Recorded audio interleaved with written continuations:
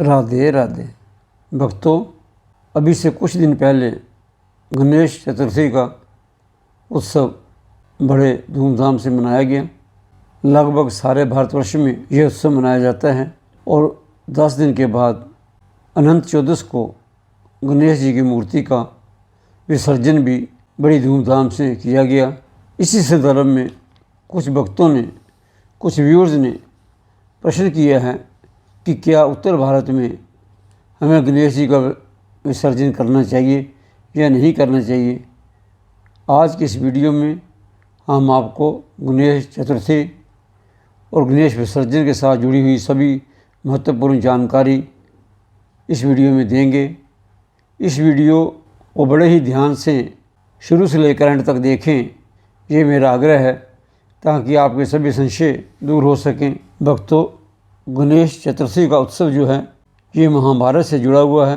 वेद व्यास जी ने महाभारत महाकाव्य ग्रंथ लिखने के लिए गणेश जी से प्रार्थना की, क्योंकि इतना बड़ा महाकाव्य लिखने के लिए उनको एक सर्वश्रेष्ठ लेखक की ज़रूरत थी। और गणेश जी तो बुद्धिमता के देवता हैं, प्रथम पूजनीय हैं, स्वयं भगवान शिव जी के पुत्र हैं। तो वेद व्यास जी को उनकी बुद्धिमता में पूर्ण विश्वास था कि गणेश जी ये महाकाव्य लिखने में पूर्णतः समर्थ हैं। महाभारत की कथा वेद व्यास जी ने गणेश जी को लिखवाई। ये उत्तराखंड के माना गांव में लिखी गई। इस गुफा को, जहाँ पर इस महाकाव्य की रचना हुई, व्यास गुफा कहा जाता है। और माना गांव भारत का पहला गांव, सर्वश्रेष्ठ सबसे सुंदर गांव है और ये हरिद्वार से 275 किलोमीटर दूर स्थित है। यहाँ से ही पांडव जो थे वो स्वर्ग को आते जाते थे। ऋषि वेद व्यास जी सुना रहे थे और गणेश जी लिख रहे थे, लेकिन भगवान गणेश जी ने कथा लिखने से पहले एक शर्त रखी थी कि वो कलम को नहीं रोकेंगे और जब कलम रुक जाएगी उसके बाद वो लिखना बंद कर देंगे। तब वेद व्यास जी ने गणेश जी के शरीर का तापमान ना बढ़े, इसलिए गणेश जी के शरीर को सोंधी मिट्टी से लेप दिया, उनकी पूजा की। उस दिन भाद्रपद मास के शुक्ल पक्ष की चतुर्थी तिथि थी। यही चतुर्थी का दिन बाद में जाकर गणेश चतुर्थी के नाम से जाना गया। कथा इतनी लंबी थी कि वेद व्यास जी ने कथा सुनाते वक्त अपनी आंखें बंद कर ली और पूरे 10 दिन तक कथा चली। साथ ही गणेश जी की जो कथा थी, गणेश जी लगातार लिखते गए। जब 10 दिनों के बाद कथा समाप्त हुई तो वेद व्यास जी ने अपनी आंखें खोली और देखा कि गणेश जी के शरीर का तापमान बहुत बढ़ गया था। तब व्यास जी ने उनको ठंडा करने के लिए उन्हें जल में उतारा और गणेश जी का शरीर शीतल हुआ।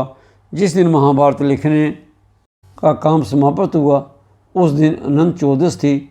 तब से ऐसी मान्यता है कि 10 दिन गणेश जी की पूजा करने के बाद उन्हें अनंत चतुर्दशी के दिन विसर्जन किया जाता है। दैनिक भास्कर के लेख के अनुसार 10 दिन सार्वजनिक चलने वाले गणेश उत्सव की शुरुआत बाल गंगाधर तिलक के पुणे के केसरीबाड़ा से 20 अक्टूबर 1893 को की थी। कुछ इतिहासकारों का मानना है कि इस उत्सव की शुरुआत छत्रपति शिवाजी महाराज के बाल्यकाल से में उनकी मां जीजाबाई द्वारा की गई थी। आगे चलकर पेशवाओं ने इसे बढ़ाया और लोकमान्य बाल गंगाधर तिलक जी ने इसे राष्ट्रीय पहचान दिलाई। ब्रिटिश काल में ये उत्सव अपने अपने घरों में ही मनाया जाता था, सार्वजनिक परमिशन नहीं मिलती थी। इससे भारतीय इकट्ठे हो जाएं और एक आंदोलन ब्रिटिश के खिलाफ खड़ा हो सकता था। इसको सार्वजनिक पहली बार बाल गंगाधर तिलक जी ने अपने निवास स्थान पुणे में केसरीवाड़ा में 20 अक्टूबर 1893 से 30 अक्टूबर 1893 तक मनाया। 10 दिन ये उत्सव चला। ऐसे गणेश पूजन राष्ट्रीय एकता का प्रतीक बना। आगे चलकर गणेश चतुर्थी का त्यौहार उत्सव जो है आंध्र प्रदेश, कर्नाटका, मध्य प्रदेश, उत्तर प्रदेश में भी फैल गया। गणेश चतुर्थी मूल रूप से महाराष्ट्र से ही शुरू हुई थी। इसका विसर्जन भी महाराष्ट्र से शुरू हुआ था। भारत देश के कुछ भागों में अभी भी गणेश जी का विसर्जन नहीं किया जाता है। इसके बहुत सारे कारण हैं। 1-2 कारण का मैं यहाँ पर वर्णन करूँगा।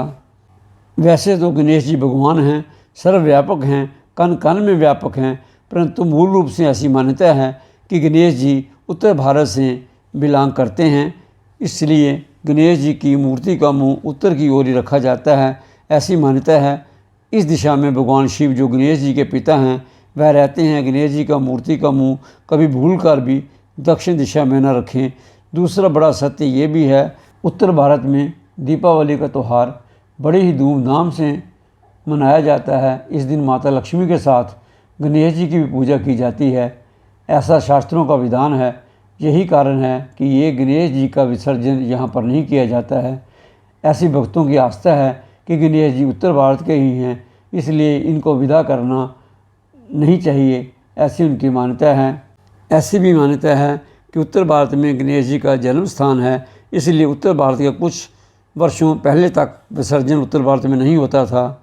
हमारे शहर जम्मू में भी इसकी प्रथा नहीं थी, परंतु पिछले 5-7 वर्षों से ही ये प्रथा शुरू हुई है। इसका मुख्य कारण है कि भारत के अलग अलग प्रदेशों से, स्थानों से बहुत भारी संख्या में लोगों का जम्मू में आना हुआ और उनके रीति रिवाज के अनुसार यहाँ भी धीरे धीरे ये विसर्जन का जो उत्सव है ये प्रचलित होने लगा है। और आज तो जम्मू में भी बड़े धूमधाम से गणेश जी का विसर्जन किया जाता है। भक्तों, आशा है ये जो जानकारी इस वीडियो में दी गई है ये आपको अच्छी लगेगी और आपका ज्ञानवर्धन होगा। आज के लिए बस इतना ही। अब हम अपनी वाणी को विराम देते हैं। अगर आपको ये वीडियो अच्छा लगा तो लाइक करें, अपने ग्रुप में शेयर करना ना भूलें और अगर चैनल पर पहली बार आए हैं तो सब्सक्राइब करें। राधे राधे।